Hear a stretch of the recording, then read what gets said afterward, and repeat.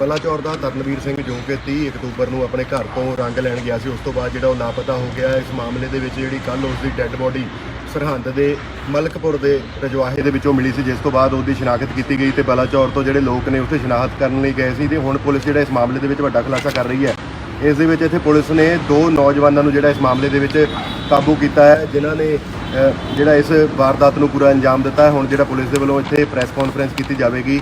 ਅਸੀਂ ਇਸ ਵਕਤ ਖੜੇ ਹਾਂ ਨਵਾਂ ਸ਼ਹਿਰ ਦੇ ਸੀਏ ਸਟਾਫ ਦੇ ਵਿੱਚ, ਤੁਹਾਨੂੰ ਤਸਵੀਰਾਂ ਦਿਖਾਉਂਦੇ ਹਾਂ ਇੱਥੇ ਸੀਏ ਸਟਾਫ ਦੀਆਂ, ਜਿੱਥੇ ਪੁਲਿਸ ਦੇ ਜਿਹੜੇ ਐਸਐਸਪੀ ਇੱਥੇ ਮੌਜੂਦ ਨੇ।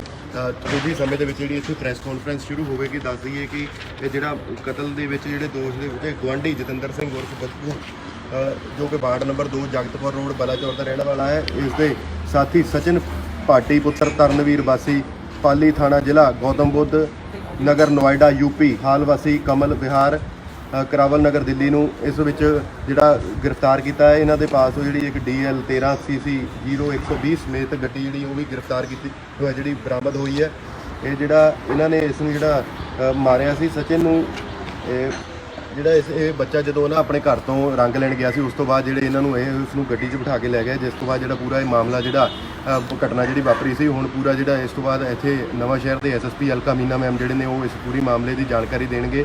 ਉਹਨਾਂ ਤੋਂ ਇਸ ਮਾਮਲੇ ਦੀ ਪੂਰੀ ਜਾਣਕਾਰੀ ਲਵਾਂਗੇ। ਜਿਹੜੀ ਹੁਣੀ ਕੁਝ ਸਮੇਂ ਦੇ ਵਿੱਚ ਜਿਹੜੀ ਪ੍ਰੈਸ ਕਾਨਫਰੰਸ ਇੱਥੇ ਸ਼ੁਰੂ ਹੋ ਰਹੀ ਹੈ। ਮੁਕੱਦਮਾ ਨੰਬਰ 102 ਜਿਹੜਾ ਇਹਨਾਂ ਦੇ ਖਿਲਾਫ ਜਿਹੜਾ ਦਰਜ ਕੀਤਾ ਗਿਆ ਹੈ, 346 ਧਾਰਾ ਜਿਹੜੀ ਉਹ ਇੱਥੇ ਲਗਾਈ ਗਈ ਹੈ। ਦੱਸ ਦਈਏ ਕਿ ਇਹ ਜਿਹੜਾ ਨੌਜਵਾਨ ਹੈ ਤਰਨਵੀਰ ਜਿਹਦਾ ਨਾਂ ਹੈ, ਉਹ 30 ਤਰੀਕ ਨੂੰ ਆਪਣੇ ਘਰ ਤੋਂ ਜਿਹੜਾ ਲਾਪਤਾ ਹੋ ਗਿਆ ਸੀ। ਹੁਣ ਤੁਹਾਨੂੰ ਤਸਵੀਰਾਂ ਦਿਖਾਉਂਦੇ ਹਾਂ ਅੰਦਰ ਪ੍ਰੈਸ ਕਾਨਫਰੰਸ ਦੀਆਂ, ਜੋ ਕਿ ਹੁਣੇ ਕੁਝ ਸਮੇਂ ਦੇ ਵਿੱਚ ਜਿਹੜੀ ਉਹ ਸ਼ੁਰੂ ਹੋ ਰਹੀ ਹੈ। ਇੱਥੇ SSP ਜਿਹੜੇ ਮੈਮ ਨੇ ਉਹ ਅਲਕਾ ਮੀਨਾ ਉਹ ਇਸ ਵੇਲੇ मौके ਤੇ ਜਿਹੜੇ ਮੌਜੂਦ ਨੇ, ਉਹਨਾਂ ਨਾਲ ਵੀ ਗੱਲਬਾत ਕਰਾਂਗੇ। बच्चा तरनवीर जिसकी उम्र 16 साल थी, बलाचौर वार्ड नंबर 2 का रहने वाला था। इसकी मिसिंग रिपोर्ट जो है हमारे पास 31 को आई थी, जिसके ऊपर इमीडिएटली पर्चा रजिस्टर करके पुलिस ने आगे इन्वेस्टिगेशन शुरू किया। हमने अपने सीनियर ऑफिसर्स की SPD, DSP Balachaur, SHO city Banga city Balachaur और CIA इंचार्ज, इनकी डिफरेंट इन्वेस्टिगेशन मतलब डिफरेंट टीम्स बनाई स्पेशल जो है इस केस को, क्योंकि सेंसिटिव नेचर का केस था तो इसको ढंग से देखने के लिए हमने ये टीम्स बनाई।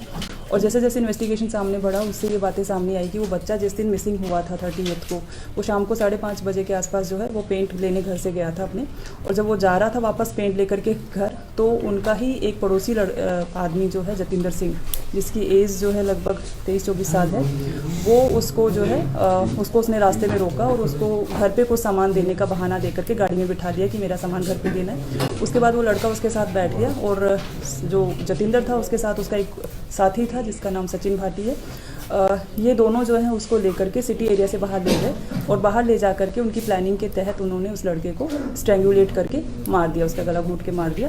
और उसके बाद उसकी जो बॉडी है वो भाखड़ा नहर में अनूरपुर एरिया में ले जा करके उसको भाखड़ा नहर में डाल दिया।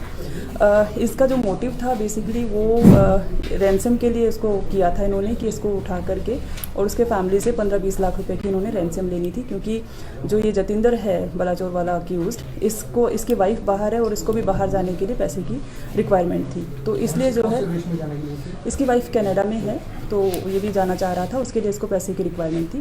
तो इसलिए जो है इनको ये मोहल्ले का रहने वाला लड़का ही, क्योंकि इसको लग रहा था कि इनके पास पैसे तो ये हमें ईजीली पैसा दे देंगे, तो इन्होंने इसको टारगेट किया। पहला भी कभी फिरौती मांगते थे लोग? नहीं, आज तक इन्होंने नहीं किया, ये पहला ही इन्होंने क्राइम ये फिरौती वाला पहला किया। वैसे इनका आपराधिक बैकग्राउंड है। दोनों ही अक्यूज्ड के ऊपर काफ़ी पर्चे हैं। जो जतिंदर है उसके ऊपर 5 पर्चे अभी तक हमने ट्रेस किए, और जो ये दूसरा सचिन भाटी है उसके ऊपर 13 मुकदमे हैं। मैडम इन्हों क्लियो कितना मिला था पुलिस को, कितना ये तक पहुंचने तक कितना? देखिए, जब वहाँ जहाँ से बच्चे ने पेंट लिया था वहाँ से हमने पूछगिछ शुरू करी, तो वहाँ जब पूरे एरिया में जितने भी CCTV फुटेज देखे और एरिया में जब पूछताछ करी, तो ये हमें पता चला था कि वो किसी सफ़ेद कलर की गाड़ी में बैठ करके बच्चा हमने जाते हुए देखा है, अपनी मर्जी से बच्चा बैठ के गया था। तो उसके बाद फिर हमने अपना आगे इन्वेस्टिगेशन शुरू करी, तो धीरे धीरे जो है ये इस पे शक गया कि जतिंदर शायद उसकी गाड़ी में बैठ के गया था। फिर हमने उस चीज़ को पूरा किया और उसके बाद ये बात सामने आई कि वो जतिंदर की गाड़ी में ही बैठ के गया था, वही गाड़ी को उन्होंने क्राइम में यूज़ किया था। उसके बाद जो है गढ़शंकर रोड पे जाके जो है आगे इन्होंने इसको हाँ जी जो मैंने बताया जी, ये रैंसम इन्होंने लेनी थी। लड़का इसको जानता था, इसको ये डर था कि अगर हमने इसको जिंदा छोड़ दिया तो ये मेरी जो है हमारा डिस्क्लोज हो जाएगा, मैं पहचाना जाऊंगा, तो उसको मारना ही था इन्होंने। इन्हें तो कोई पुराना भी जी पैसे का कोई लेन देन से परिवार आपसी पैसे का इनका कोई लेना देना नहीं है। जस्ट इसको बाहर जाना था, पैसे की ज़रूरत थी। ये उसके मोहल्ले में ही रहता था। उसने इसको टारगेट बनाया कि इसको इजीली यहाँ से मुझे पैसा मिल सकता है, और उसके बाद उसको मर्डर ही करना था, क्योंकि वो उसको जानता था तो उसको वो जिंदा नहीं छोड़ सकता था। 30 तरीक ਨੂੰ ਮਰਡਰ ਕਰਤਾ ਸੀਗਾ ਜੀ 30 को यहाँ जी उठाने के जस्ट 15-20 मिनट बाद ही उसका मर्डर कर दिया था।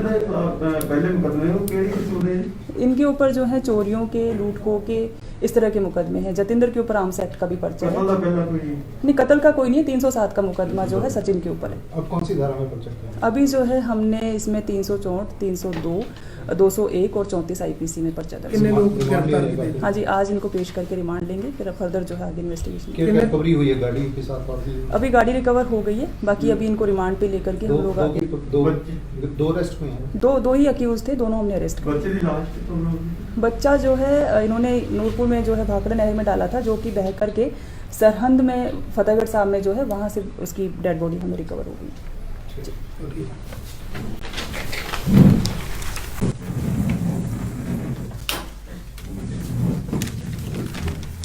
ਇਹ ਸਨ ਨਵਾਂ ਸ਼ਹਿਰ ਦੇ ਐਸਐਸਪੀ ਹਲਕਾ ਮੀਨਾ ਜਿਨ੍ਹਾਂ ਨੇ ਦੱਸਿਆ ਕਿ ਜਿਹੜਾ ਇਸ ਮਾਮਲੇ ਦੇ ਵਿੱਚ ਦੋ ਜਿਹੜੇ ਨੇ ਅਕਿਊਜ਼ ਜਿਹੜੇ ਉਹਨਾਂ ਨੂੰ ਗ੍ਰਿਫਤਾਰ ਕਰ ਲਿਆ ਗਿਆ ਹੈ। ਇੱਕ ਦਾ ਨਾਮ ਹੈ ਜਤਿੰਦਰ ਤੇ ਦੂਸਰੇ ਦਾ ਨਾਮ ਹੈ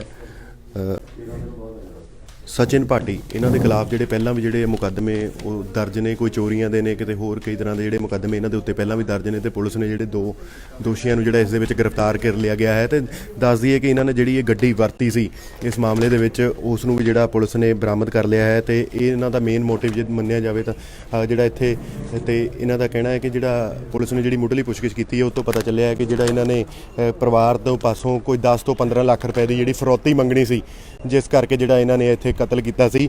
ਤੇ ਹੋਰ ਇਹਨਾਂ ਨੇ ਜਾਣਕਾਰੀ ਦਿੱਤੀ ਜਿਹੜੇ ਸਚਿਨ ਭਾਟੀ ਹੈ, ਇਹਨਾਂ ਦਾ ਕੋਈ ਆਪਸ ਦੇ ਵਿੱਚ ਪਹਿਲਾਂ ਦਾ ਕੋਈ ਜਤਿੰਦਰ ਦੇ ਨਾਲ ਜਿਹੜੀ ਆਪਸੀ ਪਿਆਰ ਹੈ, ਜਿਸ ਦੇ ਚੱਲਦੇ ਵਿੱਚ ਦੋਨਾਂ ਨੇ ਇਕੱਠੇ ਹੋ ਕੇ ਜਿਹੜਾ ਵਾਰਦਾਤ ਨੂੰ ਅੰਜਾਮ ਦਿੱਤਾ। ਇਹਨਾਂ ਦੇ ਖਿਲਾਫ ਜਿਹੜੇ ਪਹਿਲਾਂ ਵੀ ਕਈ ਜਿਹੜੇ ਮੁਕੱਦਮੇ ਉਹ ਦਰਜ ਨੇ। ਤੇ ਇਹਨਾਂ ਨੇ ਜਿਹੜਾ ਬੱਚੇ ਨੂੰ 30 ਤਰੀਕ ਨੂੰ ਜਿਹੜਾ ਮਾਰ ਦਿੱਤਾ ਸੀ। ਹੁਣ ਤੁਹਾਨੂੰ ਤਸਵੀਰਾਂ ਦਿਖਾਉਂਦੇ ਆ ਜਿਹੜੇ ਇੱਥੇ ਜਿਹੜੇ ਫੜੇ ਗਏ ਨੇ ਨੌਜਵਾਨ ਇਸ ਮਾਮਲੇ ਦੇ ਵਿੱਚ, ਉਹ ਵੀ ਦੱਸ ਦਿੰਦੇ ਆ ਤੁਹਾਨੂੰ। ਇਸ ਦੇ ਵਿੱਚੋਂ ਜਿਹੜੇ 2 ਲੋਕਾਂ ਨੂੰ ਜਿਹੜਾ ਗ੍ਰਿਫਤਾਰ ਕਰ ਲਿਆ ਗਿਆ ਹੈ, ਫਿਰ ਇੱਕ ਵਾਰ ਦੱਸ ਦਿੰਦੇ ਆ। ਤੇ ਹੁਣ ਜਿਹੜੇ ਪੁਲਿਸ ਹੈ ਇੱਥੇ ਦੋਸ਼ੀਆਂ ਨੂੰ ਜਿਹੜਾ ਉਹ ਵੀ ਦਿਖਾਏਗੀ।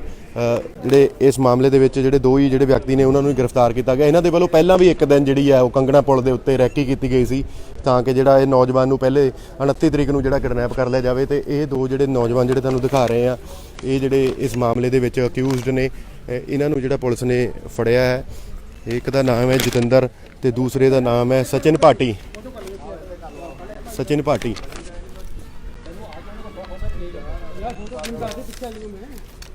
ਇਹਨਾਂ ਨੂੰ ਜਿਹੜਾ ਪੁਲਿਸ ਨੇ ਇਹਦੇ ਵਿੱਚ ਗ੍ਰਿਫਤਾਰ ਕੀਤਾ ਹੈ। ਦੋਨੇ ਜਿਹੜਾ ਇਹਨਾਂ ਚੋਂ ਜਤਿੰਦਰ ਹੈ, ਇੱਕ ਉਹ ਤਰਨਵੀਰ ਦਾ ਜਿਹੜਾ ਗੁਆਂਢੀ ਹੈ, ਕਿਉਂਕਿ ਤਰਨਵੀਰ ਦੇ ਪਰਿਵਾਰ ਨੇ ਕੁਝ ਦਿਨ ਪਹਿਲਾਂ ਕੋਈ ਪ੍ਰਾਪਰਟੀ ਖਰੀਦੀ ਸੀ, ਜਿਸ ਤੋਂ ਜਿਹੜਾ ਇਹਨਾਂ ਨੂੰ ਪਤਾ ਲੱਗਿਆ ਕਿ ਜਿਹੜਾ ਇਹਨਾਂ ਦੇ ਕੋਲ ਪੈਸੇ ਨੇ, ਜਿਸ ਦੇ ਚੱਕਰ ਦੇ ਵਿੱਚ ਇਹਨਾਂ ਨੇ ਜਿਹੜਾ ਇਸ ਨੂੰ ਮਾਰਨੇ ਦੀ ਜਿਹੜੀ ਕੋਸ਼ਿਸ਼ ਕੀਤੀ, ਜਿਹੜਾ ਕਿਡਨੈਪ ਕਰਕੇ ਫਰੌਤੀ ਮੰਗਣ ਦੀ ਜਿਹੜੀ ਕੋਸ਼ਿਸ਼ ਕੀਤੀ ਸੀ। ਪਰ ਜਦੋਂ ਇਹਨਾਂ ਨੂੰ ਪਤਾ ਲੱਗ ਗਿਆ ਕਿ ਜਿਹੜਾ ਇਹ ਮੈਨੂੰ ਪਛਾਣ ਗਿਆ ਹੈ, ਜਿਸ ਦੇ ਚੱਲ ਕੇ ਉਹਨਾਂ ਨੇ ਉਸੇ ਦਿਨ ਜਿਹੜਾ ਇਸ ਦਾ ਕਤਲ ਕਰ ਦਿੱਤਾ ਤੇ ਇਸ ਨੂੰ ਨੂਰਪੁਰ ਦੇ ਨਹਿਰ ਦੇ ਵਿੱਚ ਜਿਹੜਾ ਸਿੱਟ ਦਿੱਤਾ, ਉੱਥੇ ਕੀਰਤਪੁਰ ਸਾਹਿਬ ਦੇ ਲਾਗੇ। ਤੇ ਉਸ ਤੋਂ ਬਾਅਦ ਜਿਹੜੀ ਲਾਸ਼ ਹੈ ਉਹ ਅੱਗੇ ਪਾਣੀ ਦੇ ਵਿੱਚ ਵਹਿੰਦੀ ਹੋਈ ਸਰਹੰਦ ਦੇ ਉੱਤੇ ਜਿਹੜਾ ਮਲਕਪੁਰ ਦੇ ਲਾਗੇ ਜਿਹੜਾ ਰਜਵਾਹੇ ਦੇ ਵਿੱਚੋਂ ਜਿਹੜੀ ਲਾਸ਼ ਉਹ ਬਰਾਮਦ ਹੋ ਗਈ ਹੈ।